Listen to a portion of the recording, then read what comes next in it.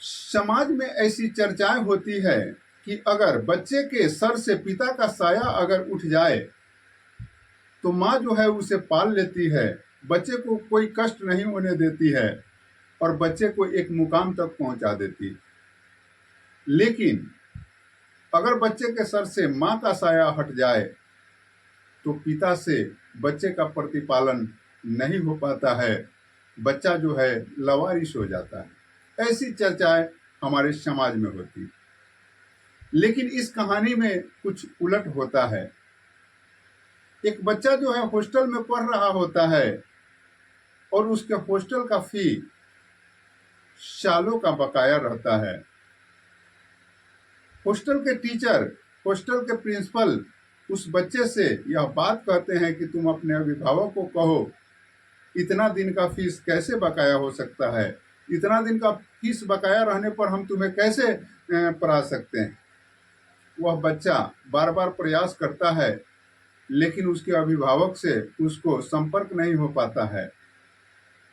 अंत में वह बच्चा जो है उस प्रिंसिपल से कहता है कि हमारा अमुक जगह हमारे परिवार के लोग रहते हैं, उनसे हमारी संपर्क नहीं हो पा रही है, अगर संभव हो तो आप उनसे संपर्क करके देखिए और जब संपर्क होगा तभी तो ये हॉस्टल फी जो है बियर हो पाएगा।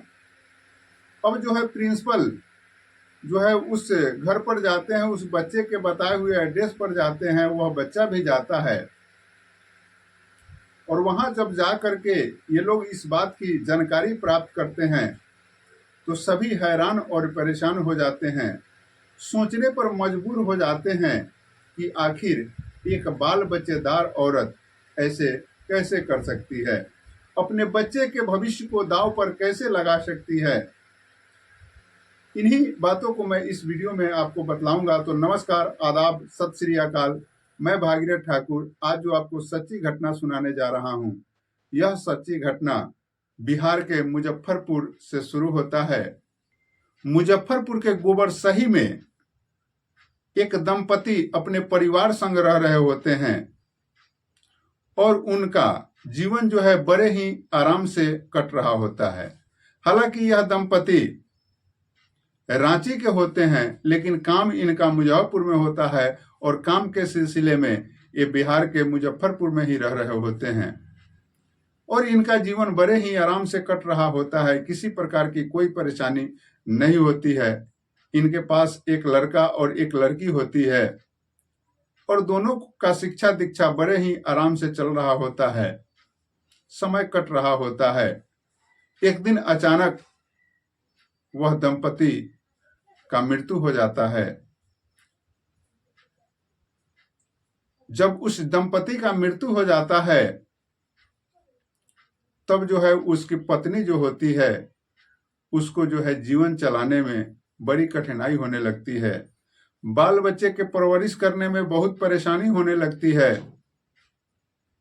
और वह पति के मृत्यु को सोचना छोड़ देती है, पति से मतलब छोड़ देती है, यह सोचना छोड़ देती है कि हमारा पति था और उसका मृत्यु हो गया, उसके साथ हमारे कस्में वादे थे, उससे हमारे बच्चे पैदा हुए हैं।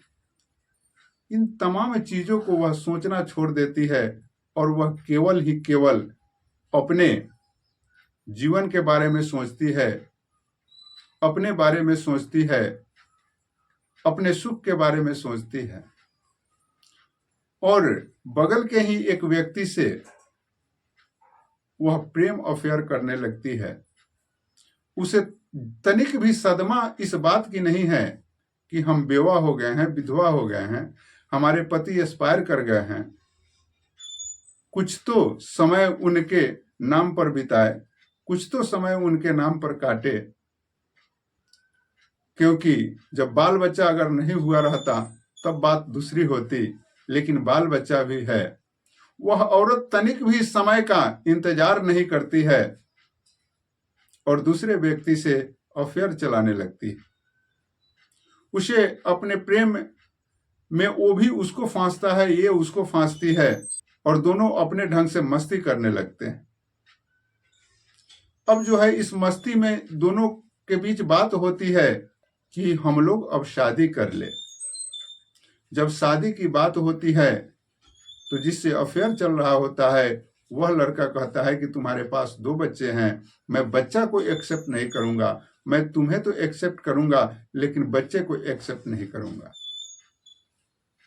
संभवतः वह इस आदमी का एक बहाना था कि यह बच्चे को नहीं छोड़ेगी और ऐसे ही हम लोग का समय कटते रहेगा। लेकिन वह औरत जो है अपने सुख, अपने सानिध्य, अपने वासना में बच्चे के भविष्य को नहीं देखती है और यह प्रोग्राम तय हो जाता है, सेट हो जाता है। वह अपने बच्ची को एक व्यवसायी दंपति से, जो 35 वर्ष के दंपति होते हैं, उनसे बेच देती है। बच्ची का कीमत 2.5 लाख रुपया लगता है और उसे बेचकर बच्चे को एक हॉस्टल में रख देती है और उस व्यक्ति से वह शादी रचा लेती है और शादी करके अब दिल्ली रहने लग रही होती।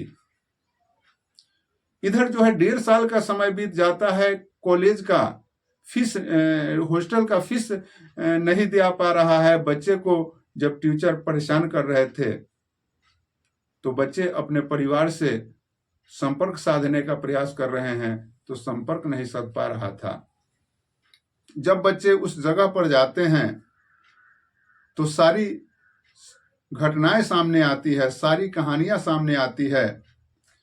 यह बच्चा कहता है कि ठीक है, मेरी माँ तो चली गई लेकिन मेरे पिता का घर है, मेरे पिता के घर संपर्क साधिए।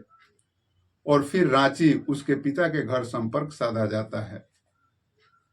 पिता के घर उस बच्चे का दादा होते हैं, चाचा होते हैं, वे लोग कार से यहाँ आते हैं। वहां रांची में ही एक FIR दर्ज कराया जाता है और ये लोग मुजफ्फरपुर आते हैं। वह FIR मुजफ्फरपुर पहुंचती है और उस बच्ची का सबसे पहले तलाश किया जाता है कि आखिर किसके हाथ से बेचा गया है। अब यहाँ के SP साहब उसमें जो है मदद करते हैं और उस बात की तहकीकात होती है, उस बात की पता लगाई जाती है और पता लगाते लगाते उस दंपति के पास ये लोग पहुंचते हैं और बच्ची को रिसीव किया जाता है। और उस बच्ची को बिकवाने के लिए जो बिचौनिया का काम किया था, जो खरीदार था, वो दोनों व्यक्तियों को पुलिस अरेस्ट कर लेती है। उन लोगों पर सुसंगित धाराओं में FIR दर्ज करते हुए उन्हें अरेस्ट कर लेती है और आगे जो है अब जो है उस औरत को, जो अपने बच्ची को बेची थी, उसकी तलाश की जा रही है, उसके प्रेमी का तलाश किया जा रहा है। यह पता चला कि वह दोनों अभी दिल्ली में हैं। पुलिस उन लोग की अरेस्टिंग की प्रयास कर रही है। जैसे ही अरेस्टिंग होगी वैसे ही इस घटना का कुछ न कुछ पटाक्षेप होगा। मित्रों, मैं यह वीडियो किसी को परेशान करने या दुख पहुंचाने के लिए नहीं, अपितु आप सतर्क हो सके, सतर्क रह सके, जागरूक हो सके, इसके लिए लाया हूं। मित्रों, आप देख सकते हैं कि किस तरह से आज अपने जीवन, अपने सोच, अपने लिए बच्चे के भविष्य को भी महिलाएं नहीं देख पा रही हैं और अपने सुख और सुविधाओं के लिए, सभी चीजों का त्याग करने के लिए, अपने लालच और वासना की पूर्ति के लिए, सभी चीजों की त्याग करने के लिए वे तैयार रह रही हैं और त्याग भी रही हैं। उन्हें तनिक भी इस बात की सोच नहीं होती है कि आखिर मेरे जो 2 बच्चे हैं उसका भविष्य क्या होगा। उसको वह लाड़ दुलार कौन देगा, एक तो पिता नहीं है और मैं मां होकर के भी बच्चे के सर से उसके साया को हटा रही हूं, तो आखिर उनका जीवन कैसे चलेगा। अगर साया ही हटाना था तो मैं उसे इस दुनिया में क्यों लाई, इस बात का भी विचार करना चाहिए। बाकी मिलते हैं अगले वीडियो में, अब तक के लिए इतना ही। जय हिंद।